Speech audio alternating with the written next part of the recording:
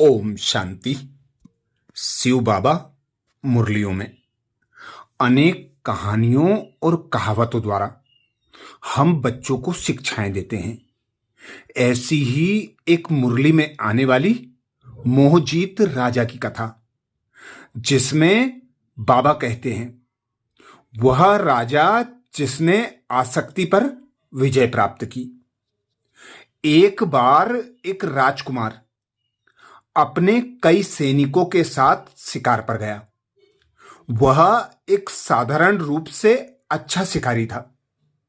वह इतनी तेजी से आगे बढ़ रहा था कि उसके सभी सैनिक पीछे छूट गए। जब उसे लगा कि वह जंगल में अकेला रह गया है, तो वह रुक गया। उसे प्यास भी लग रही थी और वह थोड़ा पानी पीना चाहता था। उसने पास में एक कुटिया देखी।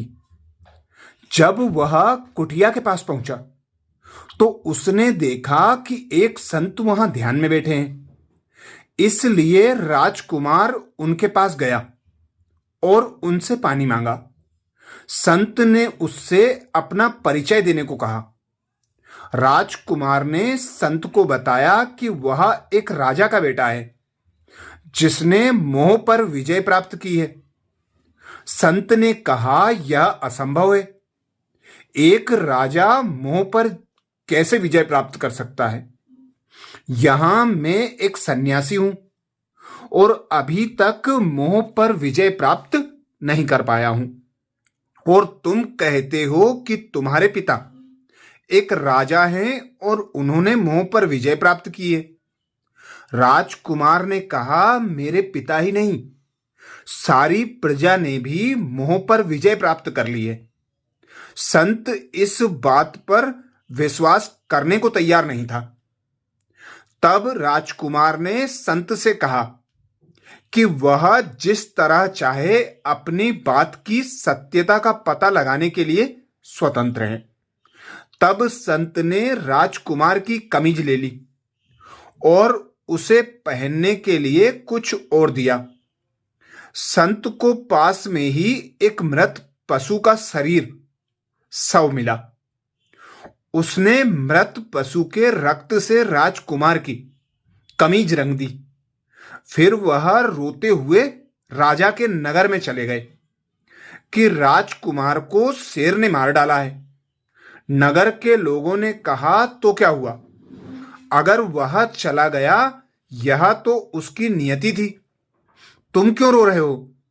संत ने सोचा कि शायद राजकुमार को लोग पसंद नहीं करते और वे नहीं चाहते कि वह राजा बने, और इसलिए वे इस तरह से प्रतिक्रिया कर रहे हैं। संत महल में गए और राजकुमार की बहन और भाई को कहानी सुनाई। उन्होंने भी यही उत्तर दिया, अब तक तो वह हमारा भाई था, अब वह किसी और का भाई बन जाएगा। आखिरकार हम हमेशा के लिए साथ नहीं रहने वाले थे। रोने की कोई जरूरत नहीं है।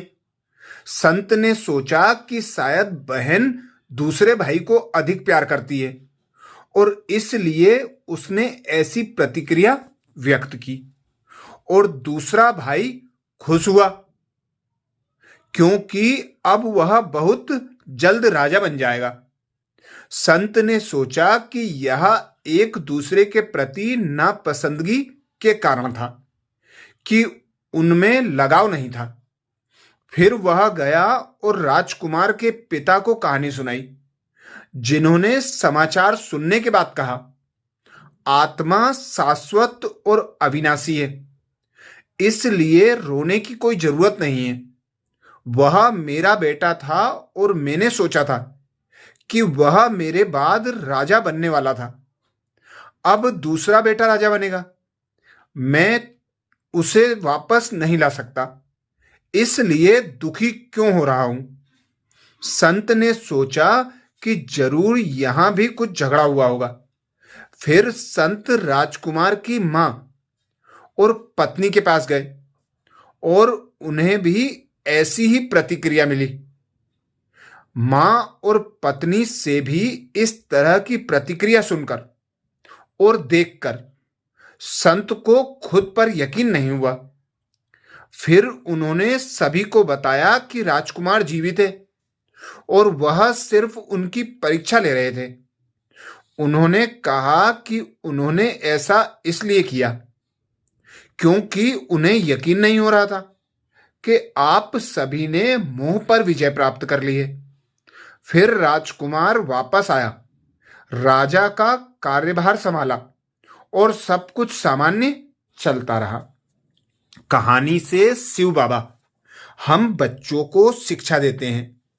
आसक्ति एक ऐसा विकार है जो हमारी शांति को छीन लेता है, अर्थात मोह ऐसा विकार है जो हमारी शांति को छीन लेता है और विवेक करने की शक्ति को नष्ट कर देता है। आसक्ति सत्य को नष्ट कर देती है।